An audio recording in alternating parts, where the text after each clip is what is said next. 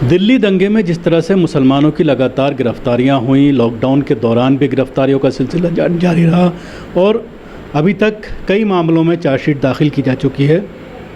इसी मामले पर बात करने के लिए हमारे साथ सीनियर वकील महमूद पराचा साहब हैं, जो इस पूरे मामले को बहुत बारीकी से देख रहे हैं और कोर्ट में इस पूरे मामले को लड़ रहे हैं। क्या कहना चाहेंगे जिस तरह से दिल्ली पुलिस के ऊपर सवालात खड़े हो रहे हैं कि दिल्ली पुलिस कोई सबूत ऐसा नहीं पेश कर पा रही जिनके ऊपर चार्जशीट भी की गई है, जिनके अभी बहुत सारे मामले ऐसे हैं जिसमें चार्जशीट तक दाखिल नहीं की गई। दिल्ली ऐसा नहीं है कि दिल्ली पुलिस सबूत नहीं पेश कर पा रही है। ये बहुत ही एक मतलब कही जाए तो बहुत डाइल्यूट करके बात कही जाएगी। दिल्ली पुलिस के बहुत सारे जो भ्रष्ट पुलिस अधिकारी हैं वो अपने पॉलिटिकल मास्टर जो होम मिनिस्ट्री में बैठे हैं उनसे मिलकर उन्होंने ये दंगे कराए हैं, ना सिर्फ कराए हैं वो बल्कि उसमें डायरेक्टली मुलविस रहे हैं। तो और बाकायदा एक प्लानिंग से, कॉन्स्पिरेसी से, सीनियर ऑफिशियल्स की मौजूदगी में और सीनियर ऑफिसर्स की शमूलियत से खुद हमले किए हैं। सीनियर ऑफिसर्स ने आरएसएस और बीजेपी के सीनियर लीडर्स के साथ मिलके और उनके कारकुनों के साथ मिलके, ये सब सबूत पुलिस की नॉलेज में है। इस तरह की बहुत सारी कंप्लेंट्स पुलिस के पास मौजूद है। उसके बावजूद भी पुलिस ने मुस्लिम कम्युनिटी के ख़िलाफ़ एविडेंस ही कुकअप किए हैं, मतलब के झूठे एविडेंस बनाए हैं और वो सब चार्जशीट्स में लगाए हैं। तो और इसीलिए जब झूठा एविडेंस क्रिएट किया जाता है तो उसके पैर नहीं होते। इसीलिए इनकी जितनी भी चार्जशीट्स मुस्लिम कम्युनिटी के लोगों के ख़िलाफ़ फाइल हुई हैं वो तो एक तो एफआईआर ही इस तरह की हैं कि वो साफ नज़र आ रहा है कि ये झूठी एफआईआर्स हैं, और दूसरा जो चार्जशीट्स भी अब फाइल कर रहे हैं वो इस तरह की हैं कि जो बिल्कुल ही झूठी साबित हो रही हैं। तो इसमें ये तवक्को करना कि दिल्ली पुलिस के जो ये अफसर हैं जो इन्वेस्टिगेशंस कर रहे हैं कि वो ईमानदारी से इन्वेस्टिगेशन करेंगे, ये मतलब ये एक मज़ाहिया बात होगी। तो इसमें बिल्कुल भी दिल्ली पुलिस के इन अफसर से उम्मीद नहीं रखी जानी चाहिए कि वो सही तरीके से इन्वेस्टिगेशन करेंगे। जिन एक दो केसेस में कोई ईमानदार अफसर मिले हैं उन्होंने आरएसएस के लोगों को भी अरेस्ट किया है और उनके ख़िलाफ़ चार्जशीट्स भी बनाई हैं पूरे पुख्ता सबूत लाकर, क्योंकि सबूत थे उन लोगों के खिलाफ। बाकी जितनी भी चार्जशीट्स फाइल की जा रही हैं आप देख ही सकते हैं कि क्योंकि आला अफसर ख़ुद इन्वॉल्व हैं इन केसेस में और वो उनके पॉलिटिकल मास्टर्स जो होम मिनिस्ट्री में बैठे हैं वो उनकी पुष्ट पनाही कर रहे हैं, बल्कि उनसे ये कार्रवाइयाँ कराई गई हैं। तो इसमें कोई भी एक न्यूट्रल चार्जशीट की उम्मीद करना इस प्रकार के भ्रष्ट ऑफिसर से, ये मेरे ख्याल से बेमानी। जिस तरह से बहुत सारे जामिया के छात्र फंसाए गए, कुछ लोग ऐसे फंसाए गए जो सीए के प्रोटेस्ट में सरे सरवा थे, आगे थे, लेकिन जहाँ तक सवाल है कपिल मिश्रा का या उसके अलावा और बहुत सारी ऐसी वीडियो हैं जो उस दौरान काफ़ी वायरल हुई गैर मुस्लिम लीडरों की, हिंदुवादी संगठनों की, उनके खिलाफ़ कोई कार्रवाई पुलिस की नहीं की। खुद पुलिस के डीसीपी कपिल मिश्रा के साथ खड़े हुए थे, लेकिन उसके बावजूद कोई एफआईआर दर्ज ना होना क्या दर्शाता? ये पुलिस के ऑफिसर्स जो हैं, मैं पहले ही बता रहा हूँ आपको, जो ये भ्रष्ट ऑफिसर्स हैं ये तो इसमें सब में मुलजिम हैं। तो आप मुलजिमों से कैसे तवक्को करते हैं कि वो ख़ुद अपने आप को अपने ख़िलाफ़ कार्रवाई करे और वो ख़ुद अपने आप को हथकड़ी लगा के जेल चला जाए? ये तो तवक्को करना ही मेरे ख्याल से मज़ाहिया बात है। तो इसीलिए जब होम मिनिस्ट्री के जो इनके राजनीतिक आका बैठे हैं उन्हीं की डायरेक्शंस पे ये सारे काम हुए हैं और उसके सबूत सोशल मीडिया पे भी वैसे भी हैं और इतने सारे चश्मदीद गवाहों ने जो कि दूसरे मीडिया में भी कवर हुआ है, इतनी सारी कंप्लेंट्स की हुई हैं, लेकिन उस पर एकदम आँख मूंद के बैठी हुई है पुलिस। तो इससे साफ जाहिर होता है कि पुलिस खुद ही मुलजिम और मुजरिम है इन केसेस में। ताहिर हुसैन के मामले में जिस तरह चार्जशीट हुई है और राजधानी स्कूल के मामले में जैसे चार्जशीट हुई है, उसमें जिस तरह से कहीं ना कहीं तबलीगी जमात को जोड़ने की कोशिश की, दारुल उलूम देवबंद को जोड़ने की कोशिश की राजधानी स्कूल के मामले में, और शुरू में जो चीज़ें आई थी ख़ुद दिल्ली पुलिस के एक बड़े लेवल के ऑफिसर ने ये कहा था कि ताहिर हुसैन ने कॉल किया और हम लोग उसको बचाने पहुँचे थे, लेकिन उसके बावजूद पूरी तरह से उनको मुलविस ठहराना इस तरह की चार्जशीट में कितना उसको आप कोर्ट में कितना उसको मानते हैं? कि ये सब जब ट्रायल होगा तो ये सब केसेस जो हैं औंधे मुंह गिरेंगे, मुंह के बल। मगर सबसे बड़ी अफसोस की बात यह है कि दिल्ली पुलिस ने अपनी सारी विश्वसनीयता जो है या जो पब्लिक का एतमाद होता है वो खो दिया है इन केसेस में, और अब किसी भी हालत में दिल्ली पुलिस के ऊपर इन केसेस की इन्वेस्टिगेशन के लिए भरोसा करना बिल्कुल ही गलत होगा। किसी भी तरीके से उनके ऊपर भरोसा नहीं किया जा सकता। ये इन चार्जशीट से जिस तरीके की एक तरफा कार्रवाई पुलिस कर रही है इसमें, तो ये बिल्कुल साफ़ हो गया है कि दिल्ली पुलिस के बहुत सारे अफसर इसमें ख़ुद मुलजिम बनेंगे। और मैं यहाँ एक बात और कह देना चाहता हूँ कि भारत का संविधान जो है वो सबसे ऊपर है। ये 84 के दंगों की तरह इसको ना समझे दिल्ली पुलिस के वो भ्रष्ट अधिकारी।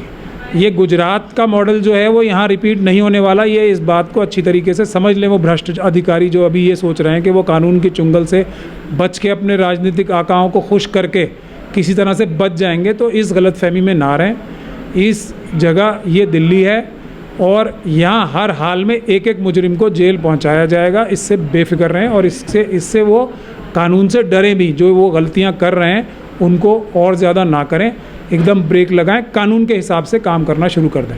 तो इसमें आप क्या चाहते हैं कि जुडिशियल इंक्वायरी होनी चाहिए? इस तरह से 84 राइट्स में जब इंक्वायरियाँ हुई तो उसके बाद लोगों को इंसाफ मिला, लेकिन अभी तक जहाँ तक सज़ा की बात है सज़ा नहीं हो पाई। तो इसमें क्या चाहेंगे, किस तरह से इसकी इंक्वायरी हो? क्योंकि दिल्ली पुलिस, आप कह रहे हैं कि दिल्ली पुलिस पर कोई भरोसा नहीं है, तो क्या चाहते हैं किस तरह से? देखिए, एक तो मैं ये कहना चाहता हूँ साफ लफ्ज़ों में, ना 84 के दंगों में सिख कम्युनिटी को इंसाफ मिला है आज तक, ना गुजरात के दंगों में मुस्लिम कम्युनिटी को कोई भी इंसाफ मिला है, ना मुजफ्फरनगर के, ना दूसरे दंगों में आज तक इंसाफ नहीं मिला है। लेकिन हम लोग यही वादा कर रहे हैं कि दिल्ली में हम ऐसा नहीं होने देंगे। ख़ास तौर पे ये जो ये हमले हुए हैं मुसलमानों के ऊपर, इसको हम गुजरात और 84 का मॉडल नहीं बनने देंगे। हमें जुडिशियल इंक्वायरी की भी ज़रूरत नहीं है, हम प्राइवेट कंप्लेंट्स करके एक एक पुलिस ऑफिसर को और एक एक आरएसएस के कारकुन को और एक एक बीजेपी और आरएसएस के लीडरों को हम इंडिविजुअल केसेस करके ही इनकी सही जगह जेलों में पहुंचाएंगे, क्योंकि सबूत इतने सारे हैं, चश्मदीद गवाह इतने सारे हैं। हम भी ये देखना चाहेंगे कि कितने लोगों को डराएंगे, कितने लोगों को धमकाएंगे और कितने लोगों को ये लालच देंगे। ये देखेंगे हम कि कितना इनकी जो जुल्म करने की ताकत है, और हम इंसाफ के लिए लड़के इसमें प्राइवेट कंप्लेंट्स के ज़रिए इन सभी लोगों को सज़ा दिलाएंगे। जो बहुत सारे लोग हैं जो सीए प्रोटेस्ट में इन्वॉल्व थे, जैसे खालिद सैफ़ी हैं और बहुत सारे लोग हैं, जामिया के कुछ स्टूडेंट हैं, हालांकि सफूरा की ज़मानत हो गई लेकिन अभी और लोगों की ज़मानत नहीं हो पा रही है, उसको किस तरह से देखें? ये वही है ना, जब दिल्ली पुलिस अपने राजनीतिक होम मिनिस्ट्री के आकाओं के कहने पर झूठे केस बनाने पे तुली हुई है, तो इनको ये पता है सबूत तो कुछ है नहीं। तो एक ऐसी धाराओं में उन लोगों को बंद करो जो इनको लगता है कि सिर्फ एक मैसेज देना है कि सीए एनआरसी प्रोटेस्ट, जो कि संविधान देश का बचाने के लिए अब तक की आज़ादी, हमारी देश की आज़ादी के बाद से सबसे बड़े प्रोटेस्ट हुए हैं पीसफुल, उसको किसी तरीके से सरकार दबाना चाहती है। ये सारी गिरफ्तारियां और ये दंगे भी उसी पस मंज़र में राजनीतिक आकाओं ने होम मिनिस्ट्री में बैठे हुए कराएं। चांदबाग और यमुना विहार के कुछ मामले अभी पिछले दिनों में सोशल मीडिया में सामने आए हैं। जो कंप्लेनेंट हैं वो कंप्लेंट करना चाहते हैं कि किस तरह से उन्होंने एसीपी को पूरी तरह से बात करते हुए देखा। एक लंबी उनकी डिस्कशन है जो काफ़ी चैनल्स में और सोशल मीडिया पर आ रहा है, तो उसमें पुलिस एफआईआर नहीं कर रही है और उनको उल्टा धमकाया जा रहा है। मैं यही तो कह रहा हूँ, पुलिस इसमें खुद मुलजिम और मुजरिम है।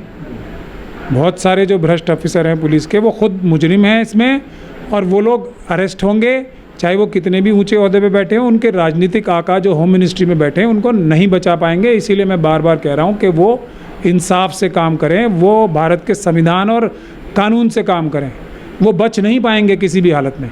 तो इतनी बड़ी ज़्यादती और जुल्म ना करें। इतने सारे सबूत होने के बावजूद जो वो इस तरीके से बेईमानी से काम कर रहे हैं और इस तरह से पूरी बहादुरी दिखा रहे हैं बेईमानी करने में, ये बहादुरी उनके काम नहीं आएगी, बल्कि ये उनको कानून की जद में लाएगी, कानून उन्हें पकड़ेगा।